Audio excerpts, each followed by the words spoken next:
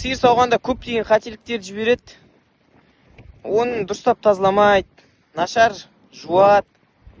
Енді бұйырса, ертең сағат 12-де дайын болыңыздар. Мен көрсетейін. Прямой эфирге шығып, қалай дұрыс сау керек екенін көрсетейін. Біз қалай сауып отқанымызды және де басқалар қалай сауатынымды түсіндіріп кетейін. Көптеген адамдарды көрдік, көптеген клиенттердің ұнатпай жатқан сөздерін естідік. Бірақ бізден сүт алып жатқан клиенттен бір сондай иіс шығып жатыр, дәм шығып жатыр дейтін жоқ. Бізде осындай қар. Қар. Курста болу үшін тіркеліп кетіңіз. Сіз эфир көретін болсаңыз, лайк басып кетіңіз. Және де комментарийге жазып жіберіңіз, эфирге қосыласыз ба, қосылмайсыз ба. Видеоны бөлісіңіздер, чтобы басқалар да көрсін. Қалай сауып жатқанын, сақ болсын сүттен. Әшейін сүттерді алуға болмайды, былай да былай.